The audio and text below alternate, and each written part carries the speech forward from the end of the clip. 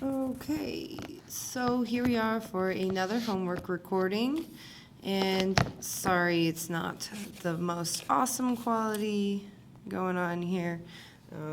Working on a fix for that, but we don't have it yet. So I'll probably do this video in 2 parts. So let's look at question 1. We start with simplify a plus a plus a plus a. And what we have here is 4 a's. So that's just going to be 4 times a. And one way, the most common wrong answer was a to the 4th power. And one way you can check that that's not is to use a real number. So if I used a real number, say a is equal to 3, the question is 3 plus 3 plus 3 plus 3, is that the same as, a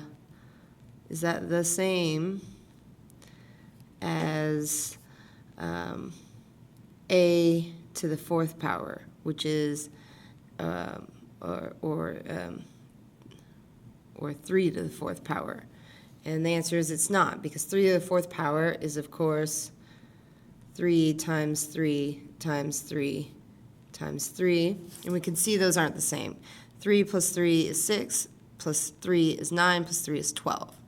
But if I did 3 to the 4th power, that'd be 3 times 3, which is 9, times 3, which is 27. And already we can see that's not the same thing as 12. So I'm just using a real number to make sure that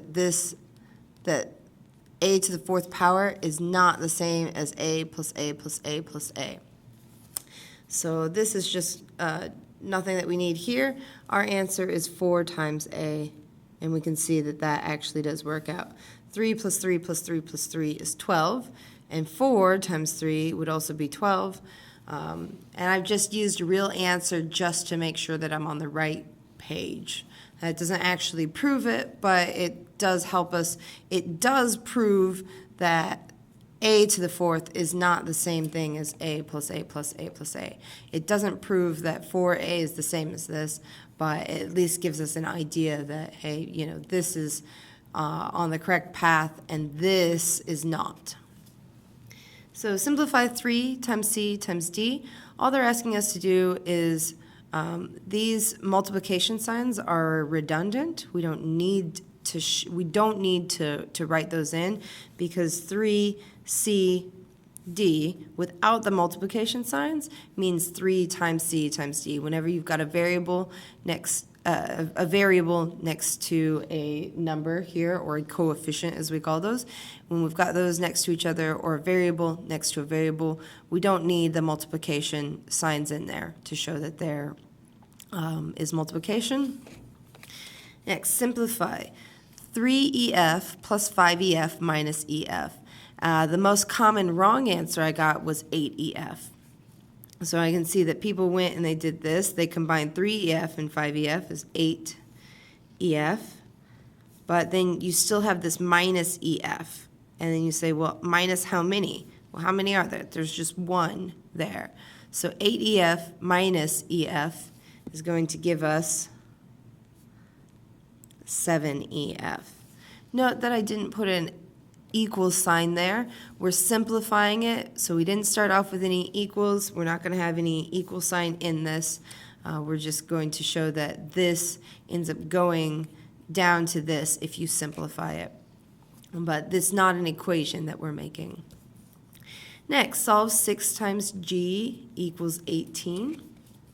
So we're going to look on there, and we're just going to, I'm going to do everything in here with inverse operations. So I'm going to use the opposite operations for all of the solving problems I do.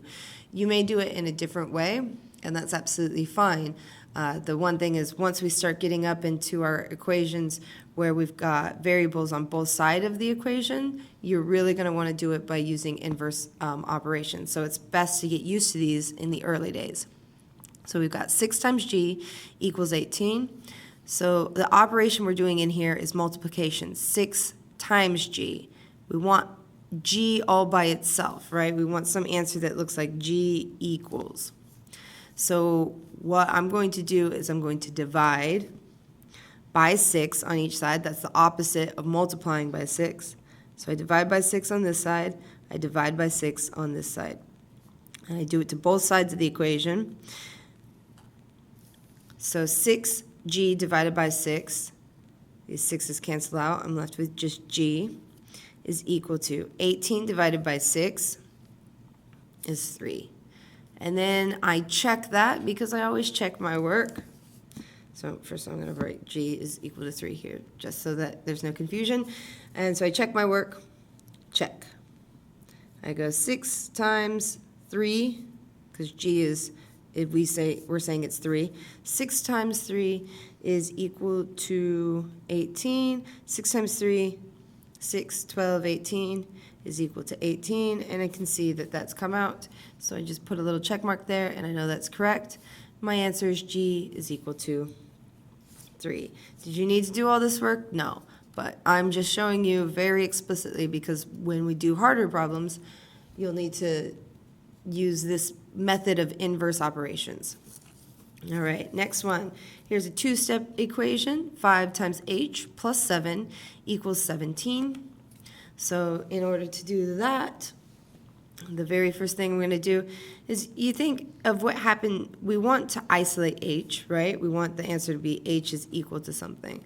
And I have to unwind this to get back to find out what h is. So you can think of this as a story. First there was h, some number h. And then we multiplied it by 5, and then we added 7 to it. So in order to find out what that is, I'm going to undo all the operations, and I'm going to undo them backwards. Okay? So first here we've got 5 times h plus 7 equals 17. So the last thing that happened to it was it added 7 to it. So I'm going to subtract 7 from both sides to keep it equal. So 5h plus 7 minus 7. Plus 7 minus 7, those cancel out. So I'm left with 5h on this side equals 17 minus 7 is 10. And now I go ahead and I'm going to, I've still got one operation left, is 5 times h equals 10. So I'm going to divide by 5 because I want h to be by itself. I want to get h equals something. So divide by 5 on both sides. 5 divided by 5 is 1, 1h, because it's 5h divided by 5. So I'm left with 1h. Well, 1h, I don't need to write that 1. Equals 10 divided by 5 is 2. And then I'm going to check my work because I really like to check my work so that I know that I've got all my marks. So I'm going to check my work. That's 5 times 2 plus 7 equals 17. And I just go 5 using BIDMOS. Brackets, there's no brackets, no indices. There's division and multiplication. So I just do the multiplication here. 5 times 2 is 10 plus 7 equals 17. 10 plus 7 is 17. So I'm just getting that. 17 equals 17. And I know that I've done.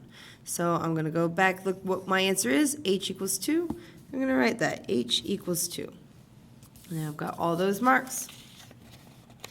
So let's go on to our next question. Question 2, simplify.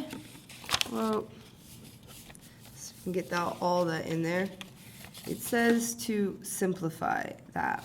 So that's what we're doing, is we're simplifying this. And if I want to simplify this, one way you can do it is to rewrite all of your terms, your like terms together. So x's are like terms, so I know it's going to be 3x plus x. And then y's are like terms, so plus 5y plus 4y. And then I just add them together. 3x plus x gives me 4x. 5y plus 4y gives me 9y. So my answer is right here, 4x plus 9y. I can't simplify that any further. It's as simple as we get. 4x plus 9y. Next question here, we need to expand on question 3, expand this. So remember, this is like a house, and if 3 wants to come inside this house, it has to say hi to x and to 4. The operation it's using is multiplication, because there's no operation written here. It's 3 and then next to the brackets. And when it's got something like that, we know that it's multiplication that's happening.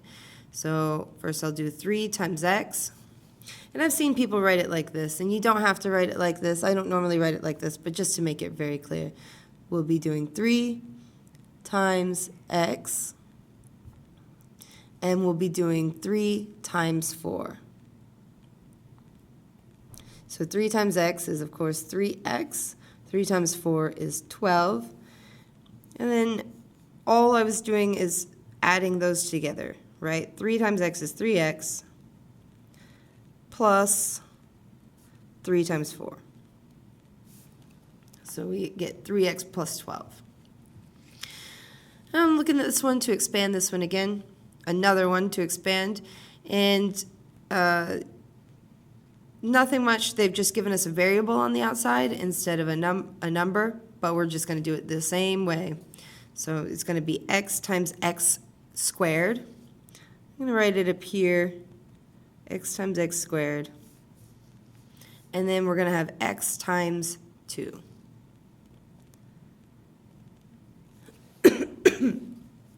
X times x squared is, of course, x cubed. And x times 2 is 2x. So this is going to end up being x cubed plus 2x. And now factorize x squared minus 6x. So factorizing is just a little bit trickier for people to remember, but if you, there's a way to check when you're done if you've factorized it correctly. There's 2 things to check for. So 1, you'll check to make sure that it expands out to this equation, and expression. And 2, you'll check to make sure that there's nothing in common between the 2. So let's take a look at how I do this. I'm going to look at our terms here. We've got 2 terms, x squared, and we've got minus 6x. And the only thing in common between them is that this one has 2 x's and this one has 1 x.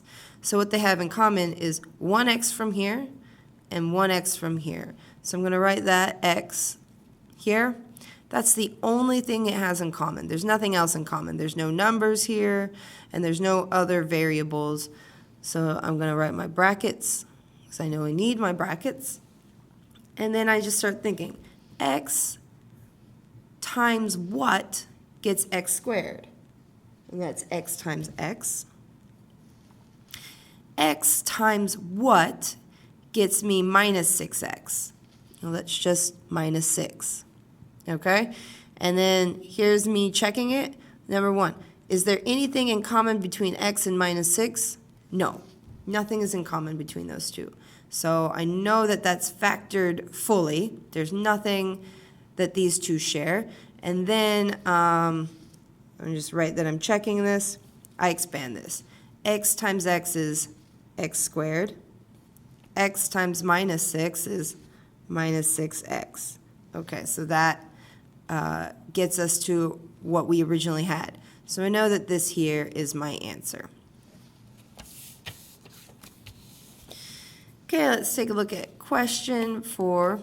We've just more expansion and factorizing questions and simplifying. So they're all a lot the same here. So we're going to say hello once again to everything in the house. So the house is our brackets here. So 5 is going to say hello to M. 5 is going to say hello to 2. And it says hello by multiplying itself. So 5 times M is 5M. 5 times 2 is 10. Okay, so the most common mistake I saw is that people would do the 5M, and then they didn't do 5 times 2 as well. But you have to multiply it by everything in the brackets. So we get 5M plus 10. All right, now look at here to factorize this. we need something. So our answer looks like it's going to have some brackets, it's going to have something on the outside, times whatever's on the inside, and that's going to end up being y squared plus 3y. So I'm going to look. Here are my two terms, y squared. Here's my other term, 3y. They don't have any numbers in common, but they do have letters in common. And if they each had to donate the same amount of letters, this one could give one y, and this could match its y, basically. So I know I'm going to have a y on the outside, and there's nothing else on the outside because they don't have anything else in common. So now I just start thinking, y times what gets me y squared? And it's y times y. Y times what gets me 3y? Well, y times 3 is 3y. So there's our answer, y times y plus 3. I'm just going to double check that. We do y times y equals y squared. Y times 3 equals 3y. We get y squared plus 3y. That's y squared plus 3y. So we can see that that absolutely works. Okay, now let's take a look at this. We're going to simplify this one. And here's the easy way to do it, is to look and see that if you know the rule, you know that you can just, when you're multiplying these, you can just add the indices.